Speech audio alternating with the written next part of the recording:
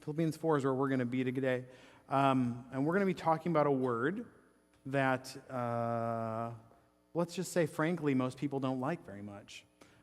It's a word that's difficult, and the word is satisfied. And another way we might say that is contentment. This is a thing that is difficult, especially this time of year. So I have young kids, and they watch cartoons, and marketing at this time of year, let's just say the marketing to children is exceptional. They're doing a great job of getting my kids to want literally everything that comes on TV. Judd will sit down and I want that one, Daddy, I want that one, Daddy, I want that one, Daddy. We're like, awesome, not going to happen. And then, like, the marketing even goes to, like, adults. I don't know if you've seen this commercial. It's a Mercedes commercial. And the kids are asleep, and the parents go in and shake the kids awake. It's Christmas time. It's Christmas. And they run downstairs, and they go outside, and the parents are around this Mercedes, and they're just, like, so excited. They've got the Mercedes, jumping up and down with the Mercedes. And the kids are like, oh, well, it makes it all worth it just to see their faces. We're in a time of year where what we want is kind of on full display. And it kind of reveals some of the stuff that we really, really care about. It kind of showcases some issues with our heart. Now, if you drive a Mercedes, no judgment here. That's awesome. If you are, yesterday you spent all day doing Christmas shopping for your kids, awesome. What we're going to get after today is something that I think Americans struggle with in general. And we talk about Pearland, West Pearland, where the median household income is about $85,000 a year. Where we talk about that, we're in an area where what is frequently seen is a desire to have more and to get more, to always be looking to take the next step up, and always be thinking, where do we go from here to get more and to have more? Satisfaction is a difficult thing. Contentment is a difficult thing. But I think it's a really important thing. If we've been studying through Philippians since really the first week in September. And as we've been studying through Philippians, if you were to ring out Philippians, one word would come out, and the word is joy. You would see joy everywhere. Paul says over and over again, rejoice, have joy, be joyful, joy, joy, joy, joy, joy, joy, joy. There's joy. But how do you get there? Like, how do you get to joy in circumstances? Like, think about Paul. Like, he's saying be joyful, and he's in the middle, he's writing the whole letter in prison. He's in prison, he's writing, be joyful in all your circumstances, no big deal. About to get killed and stoned in here, no big deal. Joyful, joyful, joyful. The issue is that contentment is at the root of joy. So we're going to say it like this today. If you're going to take notes, it'll be on your handout, and it goes like this. Satisfaction in God sprouts joy in life. Satisfaction in God sprouts joy in life. When we are satisfied in God, we are satisfied in who He is and what He is, and we are finding our hope and our trust and everything in Him. It brings joy to our lives. So we're going to read some scripture. Look at verse 10 in Philippians chapter 4. What this week is going to be is kind of a philosophical conversation about why we should be satisfied, why that happens, and a little bit of how. Next week is going to be very practical as we walk through in every moment, in every hour, and every day. How do we walk through and be content and be satisfied in the situation we find ourselves in? So this is a 2-week series, then we're done. Here we go. Philippians chapter 4:10, it goes like this. I rejoiced in the Lord greatly that now at length you have revived your concern for me. You were indeed concerned for me, but you had no opportunity. So Paul's a missionary, and he's dependent upon people giving towards him in order for him to be able to continue some of his work. And so he's saying, hey, you weren't able to give, but now you're able to give. Thank you for reviving that concern. Verse 11, he goes like this. Not that I'm speaking of being in need, for I have learned in whatever situation I am to be content. I know how to be brought low, and I know how to abound in any and every circumstance. I have learned the secret of facing plenty and hunger, abundance and need.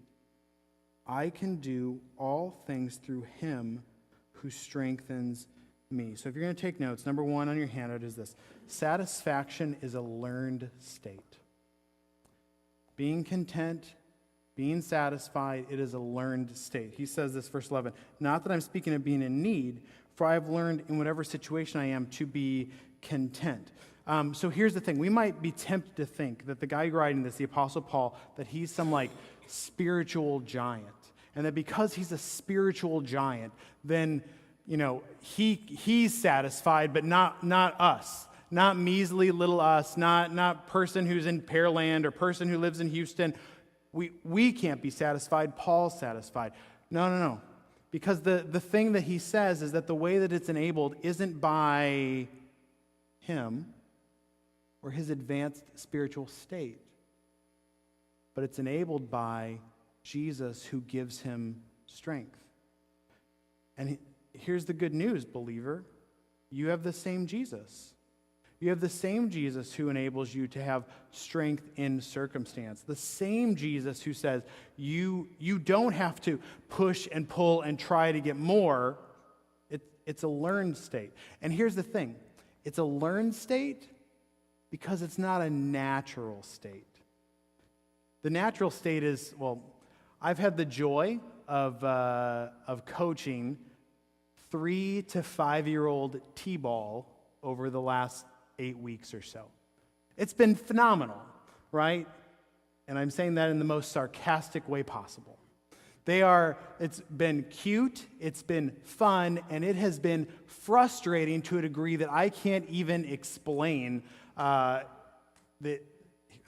the typical at bat. They come to bat, they miss 4 times, swing, swing, swing, hit, miss, and then when they hit the ball, they throw the bat at the bench, and then they run to third base. Or they chase the ball, and then they jump on the ball, and everyone else jumps on them. Phenomenal. All right, you go from that, the first game, then this last game, we did really well. Our kids hit really well. It's really funny watching how they learn how to swing. Blaze, have you ever seen Charles Barkley swing a golf club? It's like the most herky-jerky motion ever. Blaze does a similar thing in the way he bats. He just kind of continues to torque his body like this and keeps his eye on the ball. It's really impressive, and I think his back's about to break when he's doing this.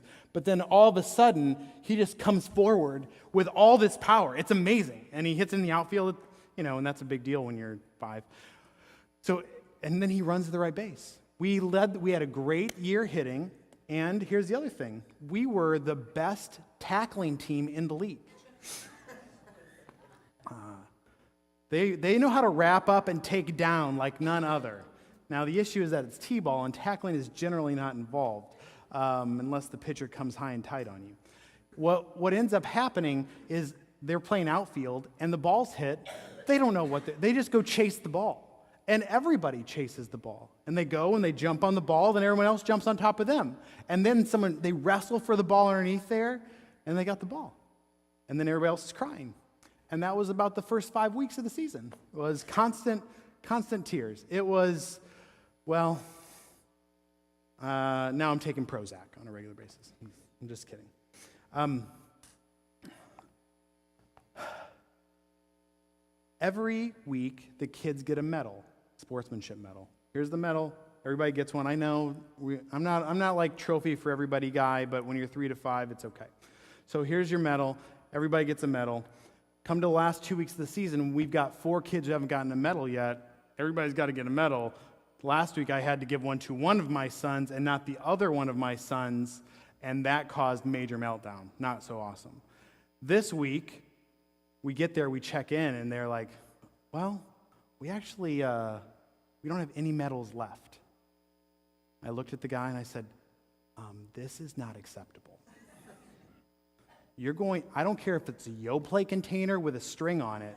I need a medal for my kid. And so he found one. It was great. So Blaze gets this medal, and he's excited. He's got a medal. Oh, I got my medal. Oh, look at me. I'm the cooperator today. Never mind, the first 6 weeks of the year, all he did was cry in my ear. Then it's also a trophy presentation. So he gets the medal, and then he's like, I'm going to get a trophy. So he takes off the medal and throws it down, and now he's getting a trophy. Because I don't need the medal anymore, I've got a trophy, which he broke about 10 seconds later. And then another kid won the championship. Essentially, the trophy was just a little bit larger. And Blaze says, I want that trophy. And he starts to break down. Because the medal that he wanted so badly early was not as good as this trophy. And this little trophy is not as good as that big trophy. And we think that's a funny little oh man, 5-year-olds, aren't they silly? 50-year-olds, aren't we silly? 35-year-olds, aren't we silly? We got the job. We got the promotion, but we didn't get the raise like we think we deserve. We got the job, we got a raise, but we didn't get the responsibilities that we think we need to have. We got into the school, we got some scholarships, but I deserved more. We do this all the time. We're frequently dissatisfied with the place that God puts us in, with the areas that we are blessed with. And what we need to do is to learn to be satisfied in each situation. So it's a learned state. Number 2, write this down. Satisfaction needs to be sought in every situation. Satisfaction needs to be sought in every situation. Look at verse 12. It says, I know how to be brought low, and I know how to abound. In any and every circumstance, I have learned the secret of facing plenty and hunger, abundance and need. He isn't saying I know how to live it up when I'm rich. He isn't saying when I've got tons of cash, I know how to buy all the best cars and invest in the best stuff and eat the best food. He's not saying I know how to live it up when I've got the money. And he's not saying I know how to slum when I don't have the money. He's saying that it doesn't matter which side I'm on of this. He's saying my hope isn't in either side. My hope is in the one who's behind it. Does that make sense? That I'm not hoping to be rich and I'm not hoping to be poor. What I'm hoping for is the one who's behind it. The God who satisfies my soul. The God who loves me as I am. It's not about this stuff out here. It's about him who's behind me. It's not about the hand that gives the gifts. It's about the face that's behind the hand. It's about him and about finding satisfaction in him in whatever situation you find yourself in. I could explain this a little better, but I think we have a video that's going to help. So David Morton and Jennifer Morton, David's one of our elder candidates, and recently they did something that's pretty crazy and pretty non-traditional, and so I'm going to let the video roll, and you can see it. Hi, my name is David Morton. And I'm Jennifer Morton. Welcome to our house. In October of 2015, we had our second child. Then 9 months later, we gave up 800 square feet of living space. Our thought process was basically, isn't this against what we're always told to do? Aren't we supposed to upgrade? When we moved into our first house, we always kind of viewed it as our starter home. We were going to move up from there, get more square footage from there. And as we started looking at the finances and at kind of how much we were paying, like we had the school loans, we were starting to think, gosh, how are we ever gonna get out of this? How are we ever gonna move on and actually have money that we could use for things that we want to use them for? I was working at JP Morgan downtown, which was a great job. They had promoted me. I had a managerial position, and that seemed to be going really well, and they were grooming me for further management and so on and so forth. But I came home exhausted every night. As I was looking at all of these other opportunities that I might have down the line with JP, I was thinking, do I really want to do this long term? Is this really what I want to invest all of my best waking hours in? So when we first started looking for a house, we didn't set out to look for a smaller house. We just thought it was time to move for various reasons. And we set a hard limit for the house we were going to buy. We didn't look at any houses over a certain point. And as time went on, we just felt like we were being called to downgrade, to buy a smaller house. And it has been good. It's been good in that we've gotten rid of stuff. We've gotten rid of so much stuff. It's funny, I fought against this for a long time. I fought against downgrading our lifestyle for a long time.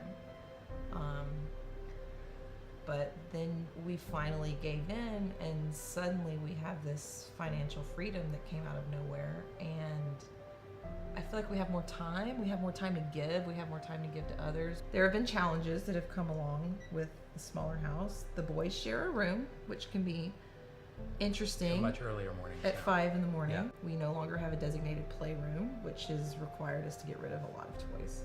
We've had to, since there's less space inside, we found ourselves moving outside. And I find myself playing in the front yard with the boys a lot, and it just makes us more available and visible to the community and to the neighborhood. And it's funny how when you finally give in to what God wants you to do, what God has for your life, it's amazing how He provides. Yeah, so the situation for David was he's a programmer at JP Morgan. He loved being a programmer at JP Morgan because he just puts the little earbuds in his ear and then he goes to work. Then they promote him to management. And the thing is, he doesn't like managing people, and he's not good at it.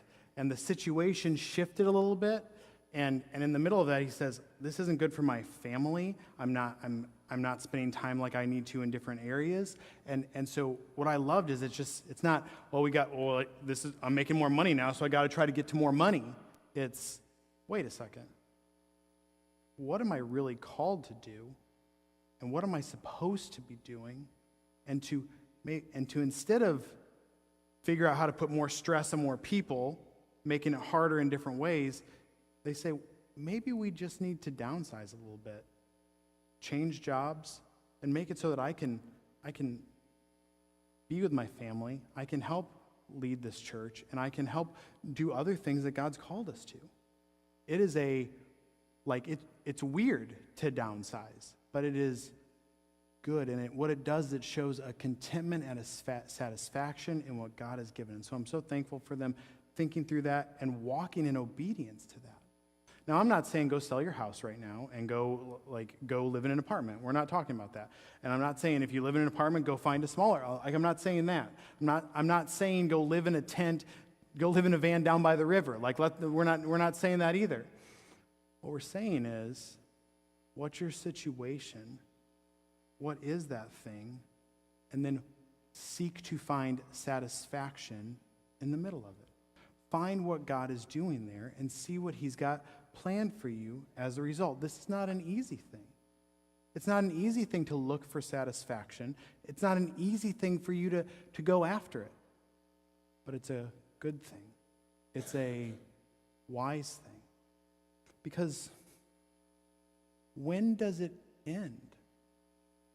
When does the search for more and seeking for more, when does it end?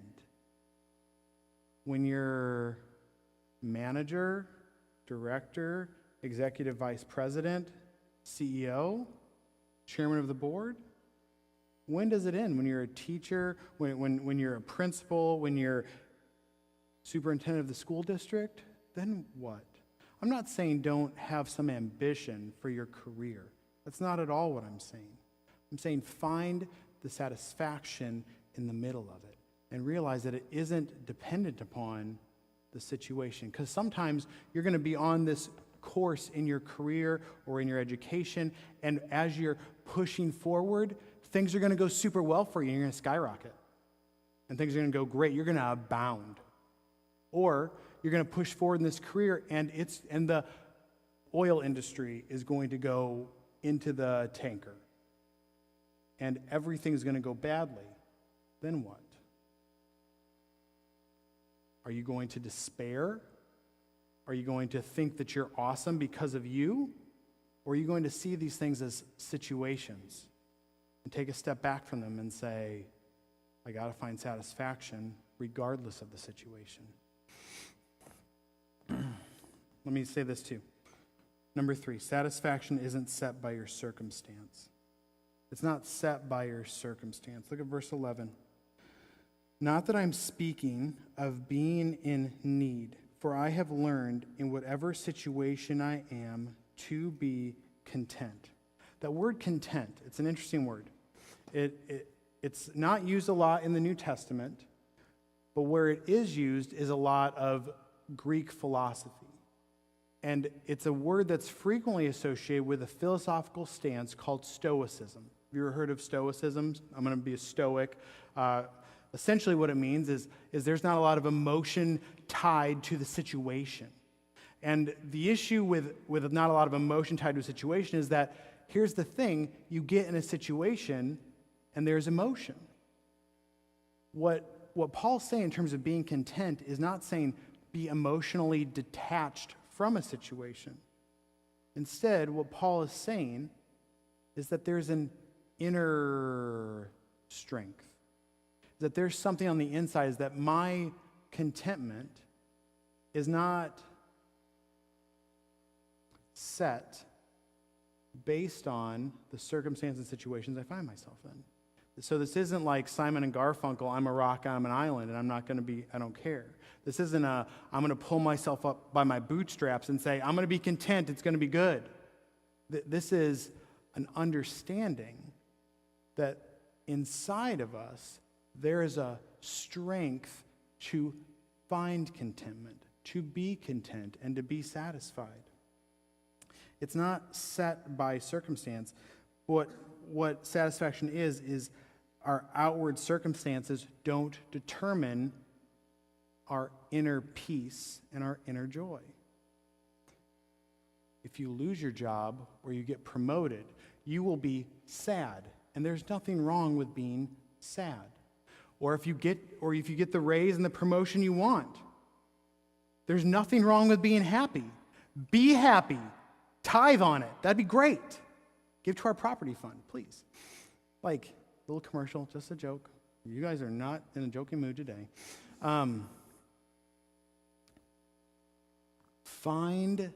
Realize that this doesn't matter and this doesn't matter, but that the one who's giving it to you matters. Because what happens, because here's the thing, sometimes things go bad, right? You're on the skyrocket and then oil prices drop and you lose your job. Or things are going great with your kids and then you get a diagnosis that's heartbreaking. There's things like that and you're feeling great and then you're feeling bad and you get dropped like a second like a rock. But what happens if you're constantly getting everything that you want?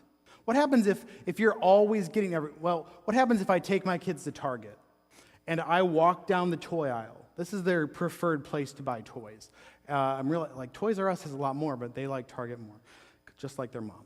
And so we start going down the toy aisle, and what if I have 19 carts behind me, and as we're going through, Judd says, I want that toy, that toy, that toy, that toy, that toy, and I'm like, yes, you can have all of those. And then Blaze, Blaze says the same thing. Yes, you can have all those. He wants all the Lego sets. He'd clean out the Lego aisle in a second. And then Drew, he's going to go down the robotics aisle now because that's a thing. And he wants all the robotics. And we just keep buying stuff for him. Give it to him, give it to him, give it to him. And then they get home and they break the toys because that's what always happens. One kid looks at another toy and somehow that breaks and then they're all in a fight and da-da-da. Oh, don't worry, kids. We're just going to go buy you some more toys. We'll just go back and we're going to buy another set of tons of toys. All right, Blaze, here's some more toys. Here, Drew, here's some more toys. Let's just keep giving you all the stuff that you want.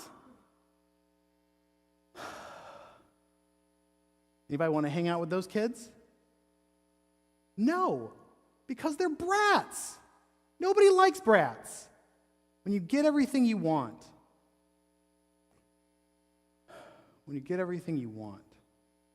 you just keep wanting more. You just keep wanting to have more, to get more, to be more. And what Paul is saying here is that inside of the believer, there is the opportunity to be satisfied in whatever situation you find yourself in. So when you do lose the job, there's the opportunity to say, yes, this is a sad moment. This is a sad thing. But here's what I'm going to do. I'm going to see this not as God hating me, but as God's sovereign hand over me saying, at this moment, at this time, this is the best thing for you. And when you get the promotion and all the money in the world, or the diagnosis that's hard, or the diagnosis that's excellent for your family, it's you seeing that as not as, look how great we are, but it's turning your heart, mind, and soul to say, look how great this God is. Because it's not about the up or the down. It's about the God who's behind it. Because if we're really believers first, if that's really what is at the core of who we are, if being a follower of Jesus is really what is most important to us, then whatever situation that God puts me in is the best situation for me in that moment. That does not mean that it's easy, all right? Don't mishear me. That doesn't mean that this is going to be a simple thing or an easy thing or a painless thing. No. It's a process that helps us to grow. It's a process that helps us to look more like Jesus, to be able to deal with nothing and everything, and to not trust in ourselves in the middle of that, but to rely fully on Him. Number 4. Satisfaction is possible only in Jesus. Verse 13, here it is. I can do all things through Him who strengthens me. I love this verse because here's the thing. It's always misquoted. People always take this verse and say, what this means, like, it was on everybody's Letterman. If you were in high school and you're a Christian, my guess, at least in my high school it was, you had Philippians 4:13 in your Letterman jacket. Anybody willing to confess this thing? All right. Okay, we got one. That's Manville High School student currently. Excellent. It's a wonderful verse. Wonderful verse. But you know what it doesn't mean? It doesn't mean that when I get on the bench press and I say, put on 400, I can do 400. Put 400 on that bench. I can do all things through Christ who gives me, and then it falls and I choke to death. I'm going to run a marathon in January. I'm not going to run it quickly. But when I run this marathon in January, if I'm saying I can do all things through Him who gives me strength, and that means I'm going to go for a 2.5-hour marathon and keep up with the Kenyans, then that's a lie. Like, that's not happening. That's not going to be who I am or what I do. I ran a 2.5-hour, little faster than that, 2.5-hour half marathon last year. So, I don't know if you know this or not, but a half marathon is half of a marathon. So I'm not going to be going that speed, right? That's not who I am. That's not what's going to happen. So when he's saying, I can do all things through him who gives me strength, he's not saying like, I'm suddenly going to become super fast or super strong. Instead, it's in this context here that's couched inside of contentment. That I can do all things through him who gives me strength, so I can deal with nothing. And I can deal with everything because he is going to strengthen me in the middle of both of those things. He's the one who's going to give me strength to do those things. And so satisfaction isn't found in the stuff you get or the things you have, but satisfaction is in the name and face of Jesus. Augustine said it like this. He was a 3rd century pastor. And he said, every person has a hole in their heart, and it's like a bottomless pit. And you can throw things down it. Money, sex, stuff, accomplishment, advancement, achievement. You just keep on throwing it down there. And the thing that you think is going to fill the hole will make you feel good for a moment. But the hole stays bottomless until it's filled with an eternal God. The hole stays bottomless until you realize that this hole wasn't made for me to throw junk in there, but for me to throw an eternal Savior in there to fill what completes me. And to realize that it's not going to be a person. So don't stop looking at your husband to complete you. Jerry Maguire was wrong, all right? Stop looking at your kids to complete you because they're not. There's only one who's going to satisfy, and there's only one who's going to bring you peace, and it's Jesus. It's Jesus. And last, let's look at this last verse, verse 19. This is another one of those verses that sometimes gets a little misquoted. And my God will supply every need of yours according to his riches in glory in Christ Jesus. And here's the thing. We have to kind of put a little dividing line between wants and needs. Because we want stuff like I want the new car and I want the new house and I want to have more and I want that. Or like, Blaze is, I want this Lego City Lego set, and then I want this one, and then I want the $100 one, then I want the $1,000 one. I want my whole room to be Legos. And my feet are like, please don't. The thing is, we frequently think that what we want is what we need. We want stuff. We want it. But it's not what we need. Here's the thing.